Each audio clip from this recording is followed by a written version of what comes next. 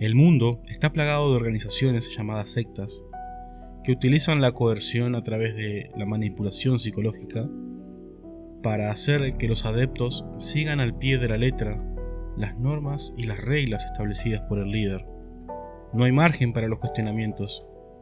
Estos grupos en la antigüedad estaban fuertemente ligados a las religiones preexistentes, pero en los últimos tiempos se ha dado un fenómeno sobre las llamadas sectas New Age, que buscan la iluminación del hombre a través del crecimiento personal, sin influencia de ningún dios, o, a lo sumo, por intercesión del mismo universo y su influencia espiritual.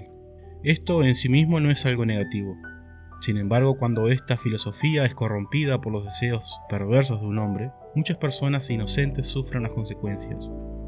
Pero, ¿qué sucede cuando las instrucciones y leyes establecidas por un líder, creadas para su propio beneficio, se vuelven contra sí mismo y contra lo que más ama?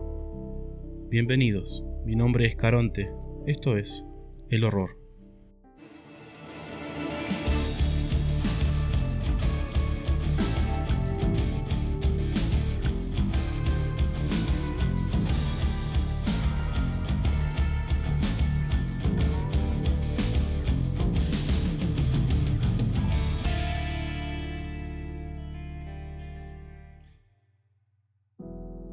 Nuestro protagonista nació en el seno de una familia aparentemente normal. El único detalle es que su padre era el líder absoluto de una secta que se estaba gestando desde hacía más de 20 años. Los principios fundamentales en los cuales se basaba este grupo eran el amor propio, la superación personal y la armonía con el entorno a través de buenas acciones. Pero como es sabido, este tipo de grupos se van formando a través del tiempo por conveniencia personal del líder. Es por este motivo que en los papeles los principios de amor y convivencia eran incorrompibles, pero en la realidad esto se había retorcido hasta el punto que los adeptos sufrían abusos por parte de quienes estaban a cargo. Se había formado toda una mitología en torno a su líder, a quien se le veía con cada vez menos frecuencia. Las excusas de su propio hijo era que su padre se encontraba meditando, recibiendo inspiración del universo para traerles más luz a todos sus adeptos, que pronto habría más información al respecto. En realidad el anciano hombre se encontraba harto de borracho tirado en su habitación, cansado ya de su vida. El grupo que había formado le había consumido la mayor parte del tiempo. Era sabido que con sus enseñanzas había atraído a un número grande de adeptos y muchos tenían muchísimo dinero. No le faltaba nada material en su vida, pero había algo que le estaba molestando y era el haber perdido el sentido de su existencia hacía mucho tiempo. Pensó durante meses la manera en que podría traer frescura y renovación a su organización. Nada parecía funcionar, solo había más y más caos. Un día hubo un punto de ruptura cuando fue llevado hasta él un joven que había sido encontrado en el acto, grabando en videos las actividades del grupo, buscando tal vez la evidencia de los abusos que allí se cometían. ¿Qué haces aquí?, preguntó el hombre viejo. El joven, sintiéndose descubierto, optó por confesar. Respondió: sé que aquí se cometen crímenes. Todo el mundo lo sabe. Necesito tener evidencia para llevarlos ante las autoridades. Aquí no se cometen crímenes, reprendió el muchacho. ¿A qué te refieres con crímenes? Secuestros, abusos, robo, extorsión. De todo eso tengo evidencia, respondió el joven, tratando de negociar una salida de aquel lugar a cambio de la evidencia. El viejo cínico respondió: las personas que aquí permanecen son libres de irse en cualquier momento. Si no se van es porque yo les he dado algo que no pueden encontrar en el mundo. Les di sentido a su vida, y la vida hay que corregirla. Para que los descarriados encuentren su lugar de pertenencia tienen que ser rectos, y eso solo se consigue con disciplina, misma que aquí impartimos con amor. Estas palabras de cinismo dejaron helado al pobre joven. Bajó la cabeza y pensó en alguna posible respuesta para darle al astuto hombre. Le dijo: todos aquí están porque te tienen miedo. Tú tienes poder sobre ellos, y lo sabes, y sacas ventaja. El hombre, al sentirse ofendido por aquellas acusaciones, se levantó de su silla. Sentía una ira y un odio terribles. Ordenó que arrodillaran al joven en el piso. Le tomó por el cabello. Yo soy Dios, para ellos y para ti. No acepto cuestionamientos. Y con un palo proveído por sus lacayos golpeó al joven una y otra vez, con una furia indescriptible.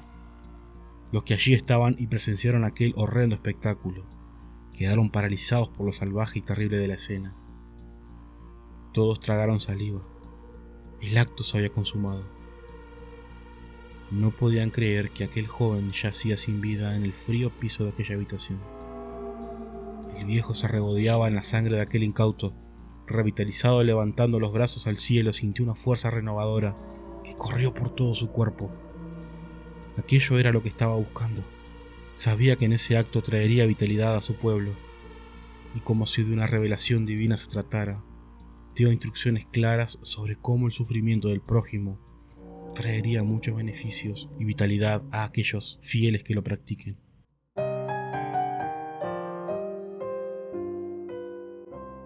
Esta nueva ley desató en las personas los peores demonios jamás imaginados. Tenían vía libre para hacer las peores atrocidades. Siguiendo las instrucciones del líder, todos en la secta eran partícipes de los crímenes. Se organizaban auténticas carnicerías donde pobres, incautos recogidos de la calle, vagabundos o prostitutas, pasaban a ser víctimas de estos monstruos. Se sentían poderosos, intocables. Aquello nuevo que había llegado había traído mucha energía y renovación. Terribles actos de vejación y tortura se ejecutaron. La idea era tratar de extraer el máximo sufrimiento de la víctima. Según ellos, mientras más sufrían, con más vitalidad se apropiaban y más poder tendrían. Por supuesto, las autoridades comenzaron a investigar. Ya se acumulaban muchas denuncias de desapariciones. Por este motivo, comenzaron a recorrer las rutas y los movimientos de la secta.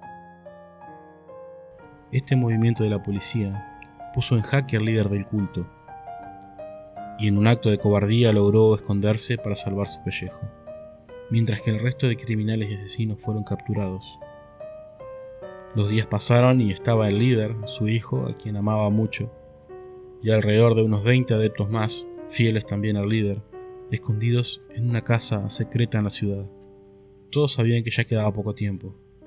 Cuando analizaron el motivo por el cual había acontecido sobre ellos la tragedia, los adeptos se reunieron en secreto mientras el líder y su hijo descansaban, y llegaron a la conclusión que para poder recibir la gracia del universo y retomar sus antiguas vidas, debían ofrecer una ofrenda superior, un acto muy elevado, espiritualmente hablando, la máxima de las dádivas, y era entregar al hijo de su propio líder. Se pusieron de acuerdo y marcharon en dirección a la habitación de su Dios terrenal.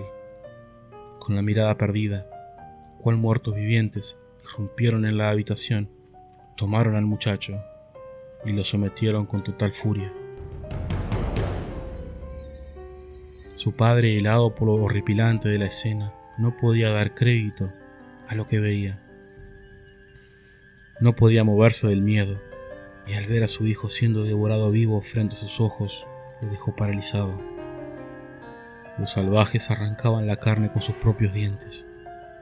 Solo los gritos del joven animaban la reunión. Regodeándose en la sangre, rugían cual bestias salvajes. Se habían transformado en monstruos. El aquelarre estaba completo. La mayor ofrenda había sido entregada. Poco se sabe del final de este grupo. Uno o dos de aquellos hombres despiertos ya del letargo mental se dieron cuenta que las aberraciones que habían cometido durante mucho tiempo debían ser pagadas ante la justicia. Y ellos fueron quienes se encargaron de esparcir el rumor. Al final todos fueron capturados. Se cree que el padre, el líder, todavía continúa allí, al lado de los pocos restos de su hijo, quien ya se había convertido en un mártir. Esto fue El Horror.